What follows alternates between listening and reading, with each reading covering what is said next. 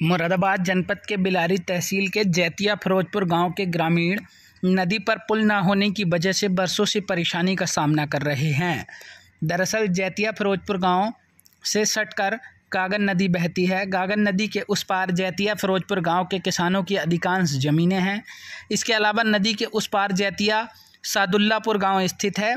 उस गांव के तमाम किसानों की ज़मीनें गागन नदी के इस पार हैं। दोनों गांव के किसानों को खेती करने के लिए अपने खेतों पर गागन नदी के आर पार जाना पड़ता है।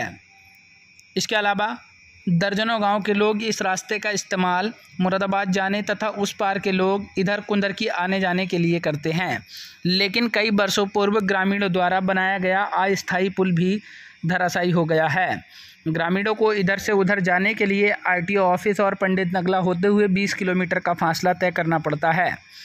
इसके अलावा जैतिया फिरोजपुर के किसानों के बच्चे पढ़ाई के लिए गागन नदी के उस पार स्कूलों में जाते हैं। वह भी गागन नदी पार करके जाते हैं। इस प्रयास में कई बच्चे जान से हाथ धो बैठे हैं तथा कई किसानों की मौत हो चुकी है। जैतिया फिरोजपुर गांव के पास ही गागन नदी पर रेलवे का पुल है, जिससे जान जोखिम में डालकर लोग आवागमन करते हैं।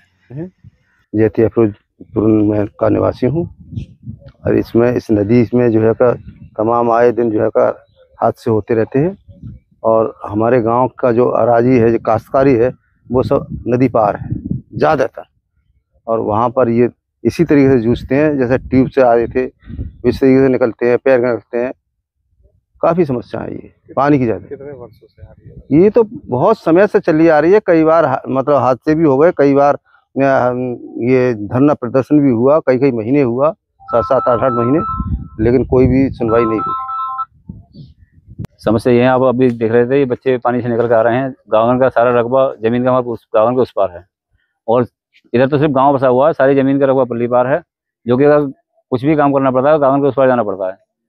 बच्चों का स्कूल गाँव के उस पार है, आने जाने का रास्ता वो भी इस पार से हमें शॉर्ट पड़ता है। लेकिन सारी रास्ता पुल गाँव भरने की वजह से, पुल डूबने की वजह से पूरा रास्ता ब्लॉक हो चुका है।